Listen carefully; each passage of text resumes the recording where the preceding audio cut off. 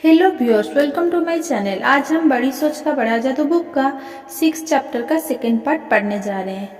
जब मैं अपने प्रशिक्षण कार्यक्रम में इस बात पर जोर देता हूँ कि अपने पहनावे का सम्मान करो, तो मुझसे हमेशा यही सवाल पूछा जाता है। मैं आपकी बात से सहमत हूँ, पहनावा महत्वपूर्ण है, परंतु मैं इतने महंगे कपड़े कैसे पहन पाऊंगा जिन्हें पहनकर मुझ में आत्मविश्वास जाग जाए और दूसरे मेरा सम्मान करने लगे। ये सवाल कई लोगों को परेशान करता है। इसने मुझे भी काफी समय तक परेशान किया था, परंतु इसका जवाब दरअसल बहुत ही आसान है। दुगुनी कीमत दो और आधी संख्या खरीदे। इस सूत्र को दिमाग में अच्छी तरह बैठा ले, फिर इस पर अमल करें। हैट, सूट, जूते, मोजे, कोट, जो भी कपड़े आप पहने, इसे हिसाब से पहने। जहाँ तक दिखने का सवाल है, क्वालिटी ज्यादा महत्वपूर्ण होती है, क्वांटिटी कम महत्वपूर्ण होती है। जब आप इस सिद्धांत पर अमल करेंगे तो पाएंगे कि न सिर्फ इससे आपकी नजरों में आपका सम्मान बढ़ेगा, बल्कि दूसरे लोगों की नजरों में भी आपका सम्मान कई गुना बढ़ जाएगा। और आप पाएंगे कि ज्यादा महंगे कपड़े पहनने के बाद भी आप फायदे में रहे, क्योंकि आपके कपड़े ज्यादा समय तक चलेंगे, क्योंकि वे सस्ते कपड़ों से ज्यादा टिकाऊ होते हैं और जब तक वे चलेंगे तब तक उनकी क्वालिटी बनी रहेगी। जो आप खरीदेंगे वो ज्यादा समय तक फैशन में बना रहेगा। अच्छे कपड़े हमेशा फैशन में बने रहते हैं। आपको अच्छी सलाह मिलेगी। जो दुकानदार $200 का सूट बेचता है, वो $100 का सूट बेचने वाले दुकानदार के बजाय सही कपड़ा चुनने में आपकी ज्यादा मदद करेगा। याद रखें, आपकी वेशभूषा आपसे कुछ कहती है और यह दूसरों से भी कुछ कहती है। सुनिश्चित कर ले कि वो सबसे यही कहे, यह रहा एक व्यक्ति जो अपना सम्मान करता है। यह व्यक्ति महत्वपूर्ण है। इसके साथ ऐसा व्यवहार करो जैसा महत्वपूर्ण व्यक्तियों के साथ किया जाता है। आपको दूसरों के लिए अपने पहचानावे पर ध्यान देना चाहिए, और उससे भी महत्वपूर्ण बात यह है कि आपको खुद के लिए ऐसा करना चाहिए। अपने सबसे अच्छे स्वरूप में सबके सामने खुद को पेश करना चाहिए। आप अपने बारे में जो सोचते हैं वही आप होते हैं। अगर आपके पहनावे से आपको लगता है कि आप हीन हैं, तो आप वाकई हीन होते हैं। अगर आपको लगता है कि आप छोटे हैं, तो आप सचमुच छोटे बन जाते हैं। सर्वश्रेष्ठ दिखने की कोशिश करें, तभी आप खुद को सर्वश्रेष्ठ समझेंगे और सर्वश्रेष्ठ काम कर पाएंगे। ये सोचें कि काम महत्वपूर्ण है। काम के बारे में तो 3 ईंट उठाने वालों की यह कहानी अक्सर सुनाई जाती है। ये बहुत बढ़िया कहानी है, इसीलिए इसे एक बार और सुनने में कोई हर्ज नहीं है। जब यह सवाल पूछा गया, तुम क्या कर रहे हो, तो पहले ईंट उठाने वाले बोला ईंट जमा रहा हूँ। दूसरे ने जवाब दिया, प्रति घंटे $9.3 कमा रहा हूँ। और तीसरे ने जवाब दिया, मैं तो दुनिया का सबसे महान गिरजाघर बना रहा हूँ। ये कहानी हमें यह नहीं बताती कि बाद में इन 3 ईंट वालों की जिंदगी में क्या हुआ, परंतु आपको क्या लगता है क्या हुआ होगा? शायद पहले दिनों ईंट वाले जिंदगी भर वही काम करते रहे होंगे, ईंट ढोने और ईंट जमाने का। उनमें भविष्य की दृष्टि नहीं थी। वे अपने काम का सम्मान नहीं करते थे।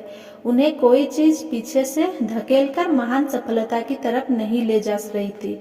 परंतु आप शर्त लगा सकते हैं कि तीसरा कारीगर, जिसने यह कहा था कि वो महान गिरजाघर बना रहा था, उसने हमेशा ईंटें नहीं उठाई होगी। शायद वो फोरमैन बन गया होगा, या शायद एक कॉन्ट्रैक्टर, या शायद एक आर्किटेक्ट बन गया होगा। वो आगे की तरफ गया होगा, ऊपर की तरफ बढ़ा होगा। क्यों? क्योंकि इंसान की सोच ही उसकी प्रगति का आधार है। तीसरे नंबर का कारीगर ऊंचा सोच सकता था, उसके विचार ऊंचे थे और उसे अपने काम के महत्व का एहसास था। काम के बारे में आपकी क्या सोच है, उससे आपके बारे में बहुत कुछ पता चलता है, और ये भी पता चलता है कि आप में ज्यादा बड़ी जिम्मेदारी उठाने की क्षमता है या नहीं। मेरा दोस्त नियुक्तियों देने वाले एक फॉर्म चलाता है। उसने मुझसे हाल ही में कहा, हम किसी की नौकरी के आवेदन में इस बात पर खास ध्यान देते हैं कि वर्तमान नौकरी के बारे में किसी कर्मचारी की राय क्या है। जब हम देखते हैं कि उसकी नज़र में उसका वर्तमान काम महत्वपूर्ण है तो हम पर इसका हमेशा अच्छा प्रभाव पड़ता है। क्यों? सिर्फ इसीलिए क्योंकि अगर आवेदक की नज़र में उसका वर्तमान काम महत्वपूर्ण है तो उसकी नज़र में उसका अगला काम भी महत्वपूर्ण होगा। हमने यह पाया है कि जो आदमी अपने काम का जितना सम्मान करता है वो अपने काम को उतना ही अच्छी तरह से करता है। दोनों में बड़ा गहरा संबंध होता है। आपकी वेशभूषा किस तरह है, आपकी अपने काम के बारे में सोच भी आपके सुपीरियर सहयोगियों अधीनस्थ से कुछ कहती है। दरअसल आपके संपर्क में आने वाले हर व्यक्ति से कुछ न कुछ कहती है। कुछ महीनों पहले मैंने एक दोस्त के साथ कुछ घंटे का समय बिताया। मेरा यह मित्र एक अल्पायांश निर्माता के यहाँ पर्सनल डायरेक्टर है। हमने आदमी बनाने के बारे में बात की। उसने अपना पर्सनल ऑडिट सिस्टम मुझे समझाया और कहा कि उसने इससे बहुत सीखा है। हमारे यहाँ 800 लोगों का गैर उत्पादक स्टाफ है। हमारे पर्सनल ऑडिट सिस्टम में मैं अपने एक सहयोगी के साथ हर 6 महीने में अपने हर कर्मचारी का इंटरव्यू लेता हूँ। हमारा लक्ष्य सीधा सा है, हम जानना चाहते हैं कि हम उसके काम में उसकी क्या मदद कर सकते हैं। हम सोचते हैं कि यह एक अच्छी परंपरा है क्योंकि हमारे यहाँ काम करने वाला हर व्यक्ति हमारे लिए महत्वपूर्ण है, वरना वो हमारे यहाँ काम नहीं कर रहा होता। हम कर्मचारियों से सीधे सवाल नहीं पूछते हैं, इसके बजाय हम उन्हें प्रोत्साहित करते हैं कि वे जो कहना चाहते हैं कहें। हम उनके सच्चे विचार सुनना चाहते हैं। हर इंटरव्यू के बाद हम उनसे उनके काम के बारे में उनके रवैये का मूल्यांकन कई बिंदुओं पर करते हैं। मैंने इससे यह सीखा, उसने आगे कहा, हमारे कर्मचारी ए ग्रुप या बी ग्रुप में से किसी एक ग्रुप में फिट होते हैं और उनके किसी ग्रुप में फिट होने का आधार होता है अपने काम के बारे में उनका रवैया। बी ग्रुप के लोग मुख्य तौर पर सुरक्षा, कंपनी की रिटायरमेंट योजनाएं, मेडिकल लीव की नीतियाँ, छुट्टी के समय बीमा योजना में सुधार और ओवरटाइम के बारे में बात करते हैं। वे यह जानना चाहते हैं कि किस तरह उन्हें पिछले मार्च में ओवरटाइम दिया गया था, क्या इस बार भी मार्च में उन्हें ओवरटाइम दिया जाएगा।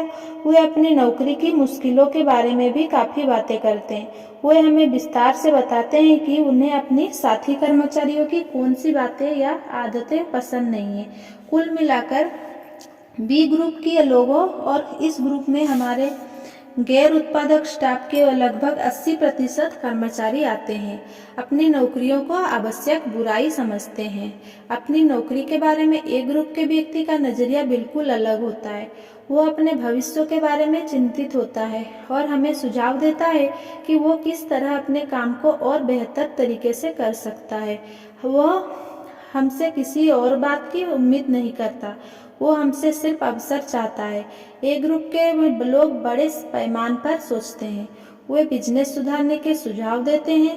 वे मेरे ऑफिस में होने वाले इंटरव्यू को रचनात्मक और लाभदायक समझते हैं, जबकि बी ग्रुप के लोग मानते हैं कि इंटरव्यू या हमारा पर्सनल ऑडिट सिस्टम एक ब्रेन वॉशिंग अभियान है और इससे जैसे तैसे छुटकारा पाकर वे खुश होते हैं। किसी के रवैये का उसकी सफलता से क्या संबंध है, ये देखने का तरीका हमारे पास है।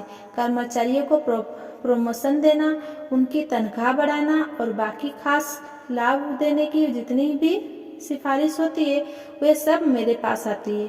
हमेशा यही देखने में आया है कि लाभ देने की सिफारिश ए ग्रुप के लोगों के लिए की जाती है और हमेशा यही देखने में आया है कि जितनी भी समस्याएं होती है वे बी ग्रुप के लोगों की तरफ से आती है।